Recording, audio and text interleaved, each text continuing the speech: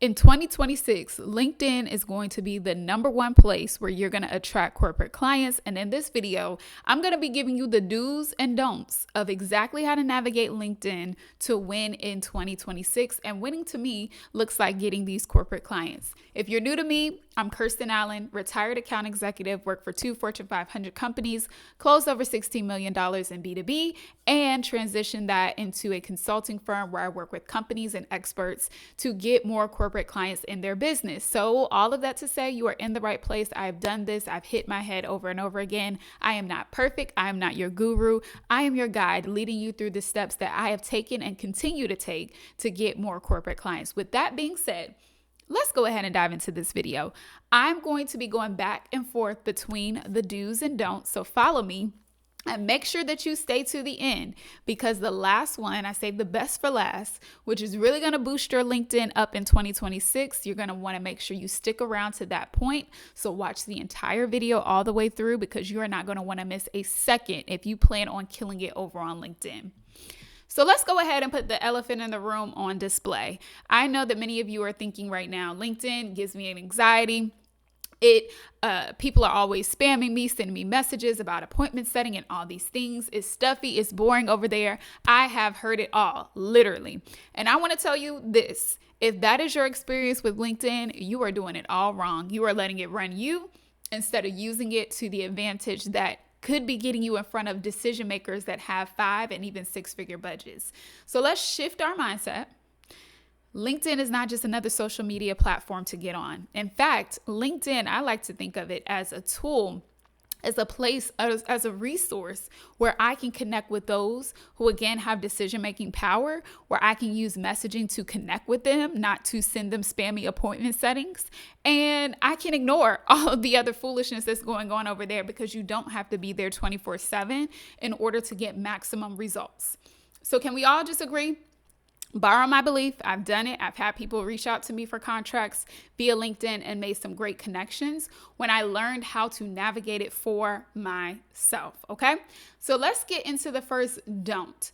The first thing that you want to make sure you are not doing on LinkedIn is using it as another resume. That's what I see people do all the time. When I look at their profile, all it reads is what they've done in the past, and it is very boring and stuffy. So LinkedIn is what you make it, just like any other platform. Share more about yourself, talk about your results, showcase you speaking, all of the things that align with what you're looking to get out of LinkedIn, which is actually what we should have started with. What are you looking to get out of it? Is it clients? Is it corporate clients? I hope it is if you're over here on this side of the internet. Is it personal branding opportunities? Whatever your core objectives are, your profile should speak to that. And it should also show you as a human being. People think they can only post themselves in suits and ties and have this very robust vocabulary that they bring to this platform, when in actuality, some of the posts that have gotten the most engagement and attraction are human posts. People want to connect with other people. Don't forget that that applies on LinkedIn. So do not use your platform simply as another place to showcase your resume. Add some flair, add some personal stories, show us what you do outside of work, talk to us about some results or things that you're excited about, goals, accomplishments, all of that. The fullness of who you are can be shown in your LinkedIn. So that is the do. Infuse personal stories. So with the do's, I'm going to give you an action. I want you to go on your LinkedIn today, not tomorrow, today. Make a post that is about something personal that's going on with you right now. Again, it doesn't have to be like a personal story, but perhaps you have a goal. It's the new year. So everybody's talking about goals that they're accomplishing or new habits that they're setting. Maybe you're getting back into the gym, or maybe you're learning meal prep, or maybe your kids are starting second semester in school. What is something that's going on in your world that can connect with people and applies to the work that you do in the world? It could be very simple, like even using that example with kids starting their second semester in school. You're preparing them, right? You're giving them, even with my son, he's only 5, but I'm just instilling some things in him around leadership principles that I want him to embody at his level. So one of the things I just said to him this morning, he told me on Friday that there's a new student starting school in his class. And so I said, hey, I remember you told me about the new student. So when you go into class, make sure you introduce yourself, make them feel welcome. Everybody already knows each other and this new person is coming in. So be a leader, and make them feel welcome in the classroom. He's already been identified as a leader in the class. And so I'm just infusing more of that in him. I could take that story, share it on LinkedIn, and I could talk about why it's so important to embody leadership principles, even in pre-K, and what we can take from that as leaders in career, in industry, and in entrepreneurship. Easily, right? Simple story, what's going on in my life and how it paints the picture of how I look at the world. If I could infuse anything that I wish someone would have told me a long time ago when it came to creating content, I thought I only needed to be very tactical about what the things that I did, the results that I got, and all of that. If somebody would have introduced me to this concept of being like an entire brand and showing that there's no compartmentalization. It's not my work and who I am. When you are aligned, your work and who you are should cross over. So even a conversation with my son is not just an anomaly. It's not just something that I'm doing just to parent him. It's a part of who I am, which also relates to why my work is so important.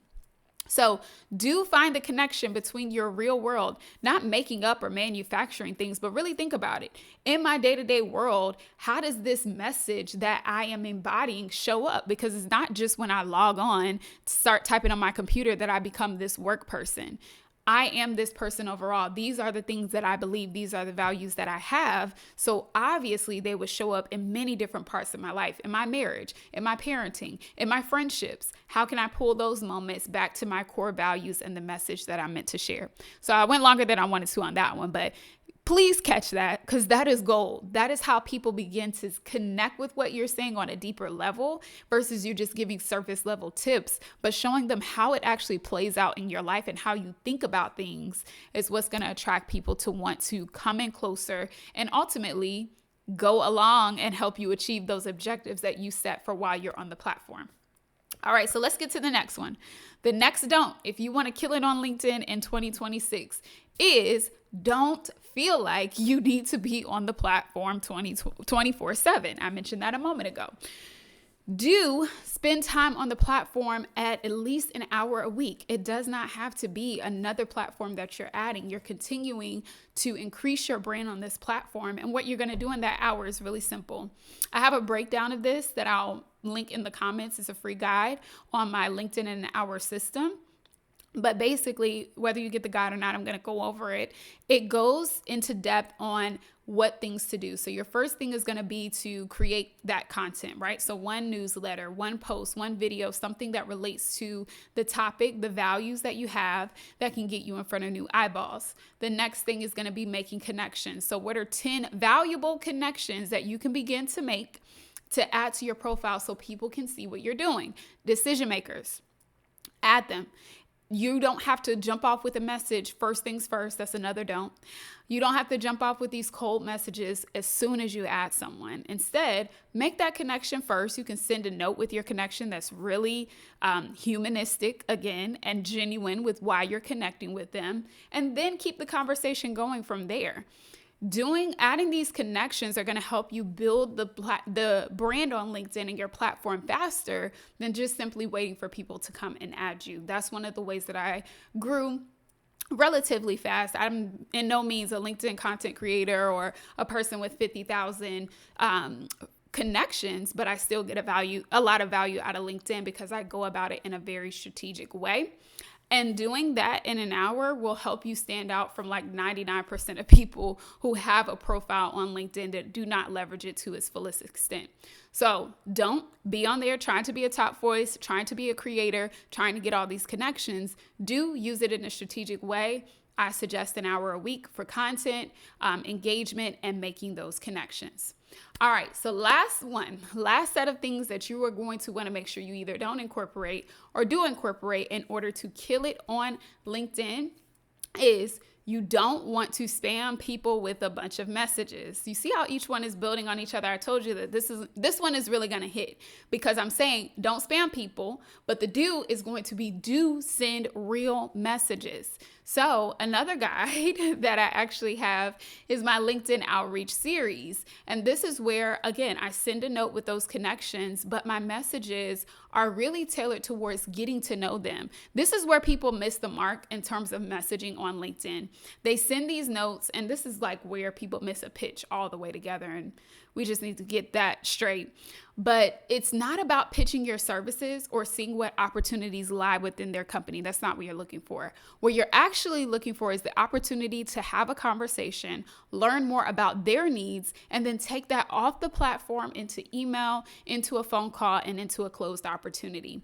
This works when you work it in that way. When you find a clear connection to why you're reaching out, let them know what that is, give them a little hint about what you do, and let them know what idea that you have and what you'd like to connect on. I've connected with so many strangers, guys, just from simply asking these questions. People who had decision-making power. Companies like DoorDash literally came from me just reaching out, connecting, wanting to learn more, seeing that there was synergy, and bringing the conversation forward that way. So if you can do that, you'll stand out from the people who just send a bunch of junk, but you'll also, again, supercharge opportunities. Don't just wait for them to come for you. This is why LinkedIn, again, is a platform that you work. Don't allow it to just be another thing that's sitting there waiting for people to just fall out the sky, find you, and want to hire you. Work the platform. People are on there to make connections.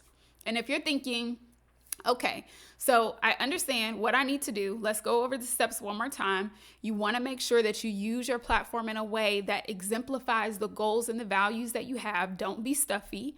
You want to make sure that you're spending that very structured, concentrated time focusing on connections, engagement, and also ensuring that you have that content going to create more visibility on your brand. And then finally, you do want to message with a very strategic method. I don't like to say script, but a strategic method that really gets you to a call instead of trying to close the services in that message. Now, what happens when you get on the call? Well, you can find that out by going to this next video where I break down what a discovery call should look like and what questions you should be asking in order to turn those opportunities into closed deals. All right, so I'll see you on that next video. And as always, if you want to get more support with this, check the description in the comments for options on how to take our free assessment so that you can see where you are in this corporate contract space, what you need to address. Immediately, you'll get a full report and how you can take those tactics and put them into place to make 2026 the year